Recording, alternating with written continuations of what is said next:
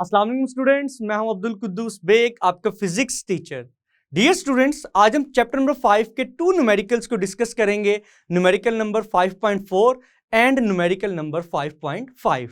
तो students, lecture को start करने के लिए चलते हैं व्हाइट बोर्ड की तरफ। डियर स्टूडेंट्स, स्टार्ट करते हैं numerical number 5.4 which states that consider the rotating cylinder shown in figure 5.26. Suppose that the value of mass m of the cylinder is equal to 5 kilograms and the value of the force is equal to 0.60 newtons and the value of the radius r is equal to 0.20 meters.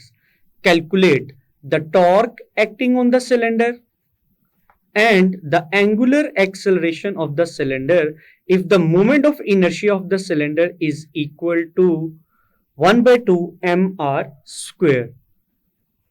तो student, सबसे पहले हम given data लिखेंगे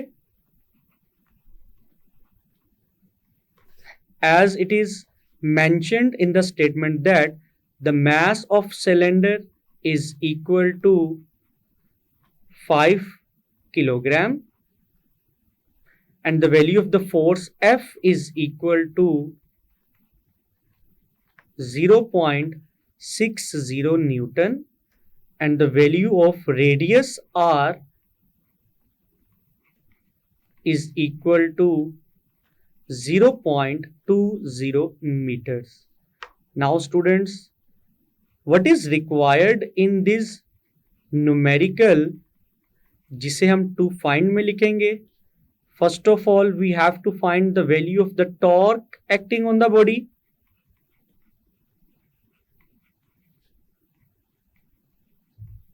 And secondly, we will find the value of angular acceleration of the cylinder.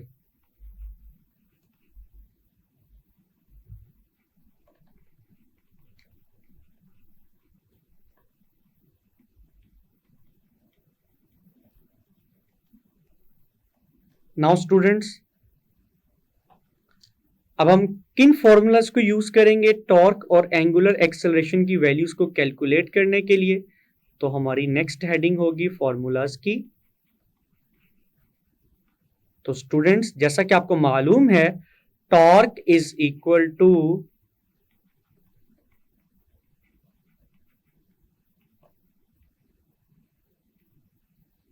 The product of R and F.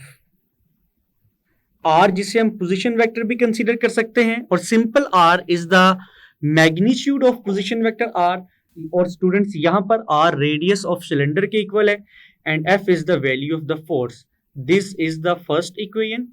और students, angular acceleration के लिए हम formula use करेंगे torque is equal to I alpha का। तो students, यहां से alpha की वैल्यू किसके इक्वल आएगी?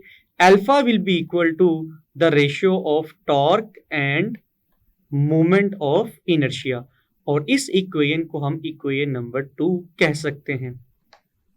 नाउ स्टूडेंट्स, अब हम इस न्यूमेरिकल के सॉल्यूशन को स्टार्ट करते हैं।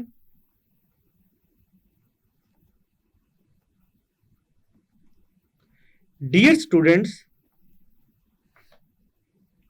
From equation 1 we can write that torque is equal to R multiplied by F. The value of R is equal to 0.20 meters and the value of force F is equal to 0.60 newtons.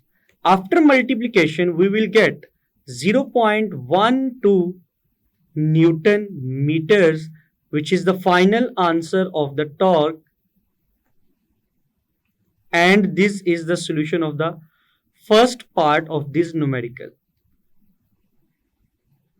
Now students, अब हम लिख सकते हैं from equation 2 we can write that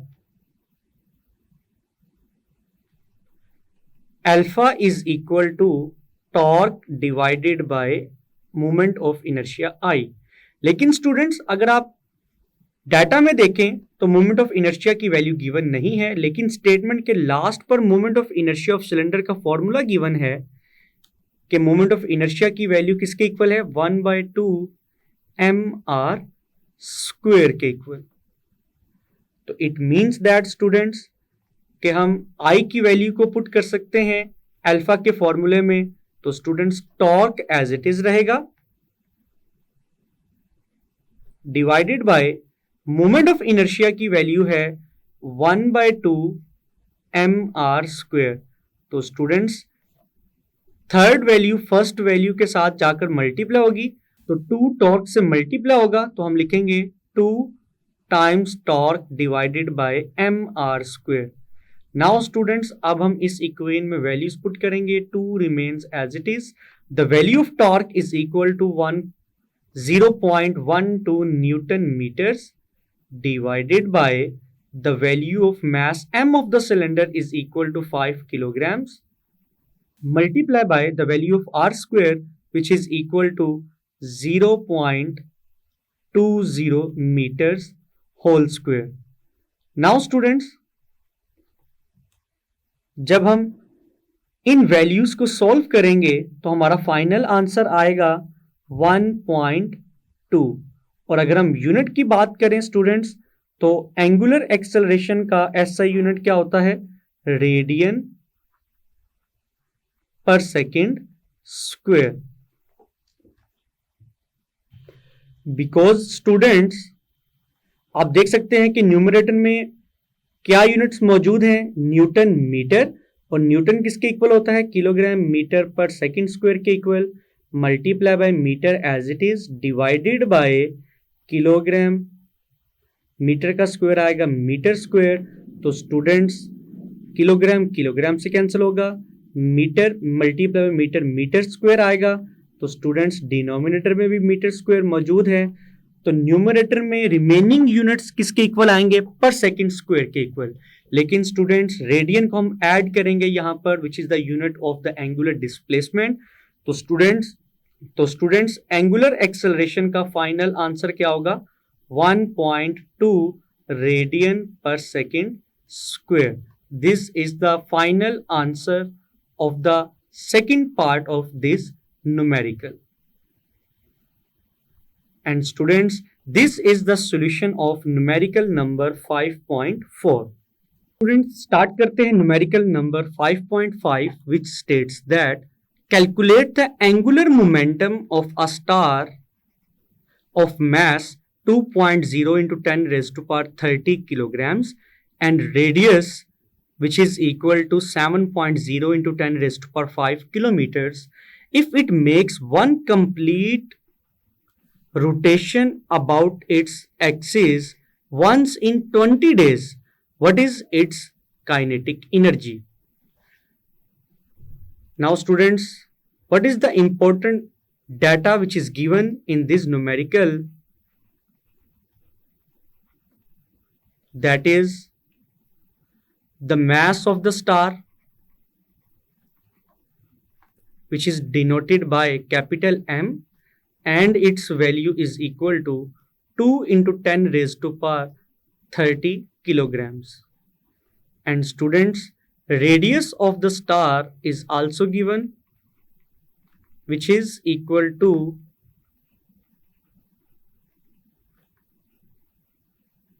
7 into 10 raised to power 5 kilometers. Now students, अगर हम radius की value को metres में कन्वर्ट करना चाहते हैं तो हम लिखेंगे 7 into 10 raised to power 5 multiply by 10 raised to power 3 because the value of kilo is equal to 10 raised to power 3 meters as it is आएगा। तो स्टूडेंट्स 10 raised to power 5 जब 10 raised to power 3 से multiply होगा तो basis same हो तो powers add कर दी जाती हैं, तो 10 की पावर आएगी 8 और यूनिट आएगा metres. Now students, it is also mentioned in the statement that if the star complete one rotation about its axis once in 20 days, तो students ये किसकी वैल्यू गिवन है, this is the value for the time period of the star। तो star के time period की value भी given है, which is equal to capital T, और इसकी वैल्यू है 20 डेज। लेकिन स्टूडेंट्स टाइम कैसे यूनिट होता है? सेकेंड्स। तो 20 डेज को सेकेंड्स में कन्वर्ट करने के लिए हम 20 को सबसे पहले 24 से मल्टीप्लाई करवाएंगे, because there are 24 hours in one day. और स्टूडेंट्स देन हम 24 को 60 से मल्टीप्लाई करवाएंगे, because in 1 hour there are 60 minutes. और अगेन 60 को 60 से मल्टीप्लाई करवाएंगे, because there are 60 seconds in 1 minute. तो अल्टीमेटली हमारा यूनिट सेकेंड्स में आएगा। तो इन वैल्यूज को मल्टीप्लाई करवाने के बाद हमारा टाइम पीरियड फाइनली सेकेंड्स में किसके इक्वल आएगा? 1728,000 सेकेंड्स। नाउ स्टूडेंट्स, डाटा को कंप्लीट करने के बाद अब हम अपनी नेक्स्ट हेडिंग लिखेंगे, विच इज टू फाइंड। तो स्टूडेंट्स, इस न्यूमेरिकल में हमने सबसे पहले स्टार का एंगुलर मोमेंटम कैलकुलेट करना है।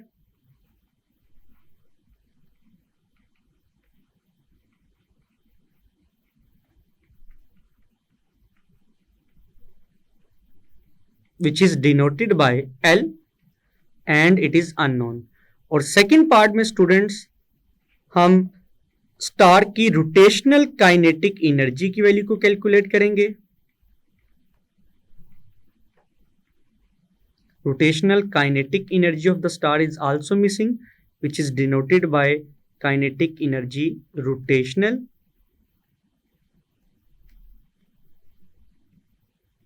नाउ स्टूडेंट्स, हमारी नेक्स्ट हेडिंग होगी फॉर्मूलाज की।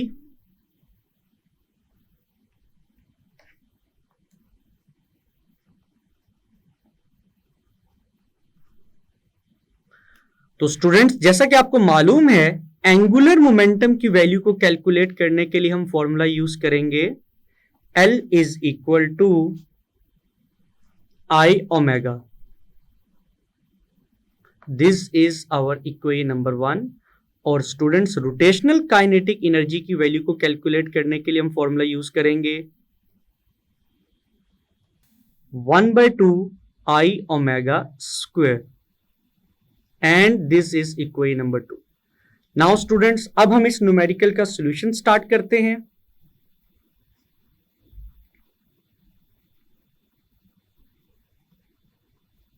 डियर स्टूडेंट्स, हम लिख सकते हैं from equation 1 we can write that L is equal to I omega. लेकिन स्टूडेंट्स, अगर आप डाटा को देखें तो मोमेंट ऑफ इनर्शिया की वैल्यू गिवन नहीं है। तो स्टूडेंट्स, यहां पर हम कंसीडर करेंगे, क्योंकि स्टार को हम एक स्फेयर कंसीडर कर सकते हैं, और स्फेयर का मोमेंट ऑफ इनर्शिया क्या होता है? I is equal to 2/5 mr square. तो स्टूडेंट्स, इस न्यूमेरिकल में हम मोमेंट ऑफ इनर्शिया की ये वैल्यू यूज करेंगे। तो स्टूडेंट्स, हम इक्वेशन नंबर 1 में अगर वैल्यूज पुट करें तो I की जगह हम लिखेंगे 2/5 mr square multiply by omega. तो स्टूडेंट्स, ओमेगा की वैल्यू हम क्या यूज करेंगे? तो स्टूडेंट्स, याद रखिएगा, ओमेगा की वैल्यू किसके इक्वल होती है? 2π/t के इक्वल। तो स्टूडेंट्स, ओमेगा की जगह हम पुट करेंगे 2π/t। नाउ स्टूडेंट्स, अब हम गिवन वैल्यूज को पुट करेंगे, तो हम लिखेंगे 2/5 as it is. The value of capital M is equal to 2 × 10⁻30 kilograms multiply by R square. और स्टूडेंट्स, R की वैल्यू है 7 × 10⁸ मीटर स्क्वेयर, मीटर होल का स्क्वेयर।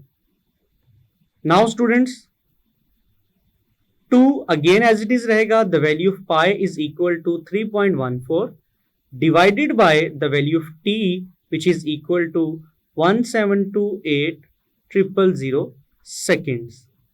नाउ स्टूडेंट्स, अगर हम न्यूमरेटर में मौजूद वैल्यूज को मल्टीप्लाई करवाएं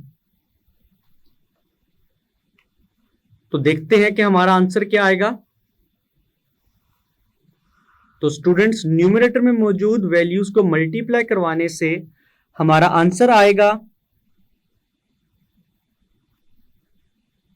1230.80 into 10⁻46 divided by, similarly students denominator में मौजूद वैल्यूज को अगर हम मल्टीप्लाई करवाएं तो हमारा आंसर आएगा 864 और साथ लिखेंगे 4 zeros। नाउ स्टूडेंट्स अगर हम यूनिट की बात करें तो न्यूमरेटर में यूनिट्स आएंगे किलोग्राम, मीटर स्क्वायर और डिनोमिनेटर में आएगा स्टूडेंट्स सेकंड। नाउ स्टूडेंट्स अगर हम डिनोमिनेटर और न्यूमरेटर में मौजूद वैल्यूज को डिवाइड करवाएं तो हमारा फाइनल आंसर आएगा 1.42 इंटू 10⁻42। और अगर स्टूडेंट्स यूनिट की बात करें तो जैसा कि आपको मालूम है किलोग्राम मीटर स्क्वायर पर सेकंड किसके इक्वल होता है, जूल सेकंड के इक्वल। तो इसीलिए एंगुलर मोमेंटम के साथ हम फाइनल यूनिट क्या लिखेंगे, joule second. This is the final answer of the angular momentum of the star which is equal to 1.42 into 10⁻42 joule seconds. Now students अब हम लिखेंगे from equation 2 we can write that the rotational kinetic energy of the star is equal to 1/2 I omega square। और students जैसा कि आप देख सकते हैं अभी हमने मोमेंट ऑफ इनर्शिया I की वैल्यू को यूज किया है which is equal to 2/5 mr square multiply by omega square. तो स्टूडेंट्स ओमेगा की वैल्यू अभी हमने क्या पुट की है, 2 pi divided by T whole का स्क्वायर। नाउ स्टूडेंट्स जैसा कि आप देख सकते हैं 2 से कैंसिल होगा तो हम लिखेंगे it is equal to 1/5 mr square. 2 का स्क्वायर आएगा स्टूडेंट्स 4, पाई का square pi square divided by T square. Now students अब हम इस इक्वेशन में वैल्यूज को पुट करेंगे 1/5 एज इट इज रहेगा। The value of mass m is equal to 2 into 10⁻30 kilograms multiply by R square. और students R की value है 7 into 10⁸ metres whole square multiply by 4 as it is. Pi की value आएगी 3.14 whole square divided by students T square आएगा और students T की value है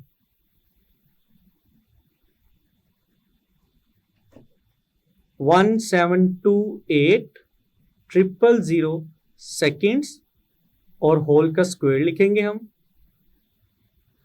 now students अगर हम न्यूमरेटर में मौजूद वैल्यूज को मल्टीप्लाई करवाएं तो न्यूमरेटर का फाइनल आंसर क्या आएगा students, it will be equal to 3864.9 into 10⁻46 divided by, similarly अगर हम डिनोमिनेटर में मौजूद वैल्यूज को मल्टीप्लाई करवाएं तो हमारा आंसर आएगा 1.49 इंटू 10⁻13। और अगर हम यूनिट की बात करें स्टूडेंट्स तो यूनिट आएगा kilogram metre square divided by second square. Now students अगर हम इन दोनों वैल्यूज को डिवाइड करें तो हमारा फाइनल आंसर आएगा 2.58 इंटू 10⁻36। और स्टूडेंट्स जैसा कि आपको मालूम है किलोग्राम मीटर स्क्वायर पर सेकंड स्क्वायर किसके इक्वल होता है, जूल के इक्वल।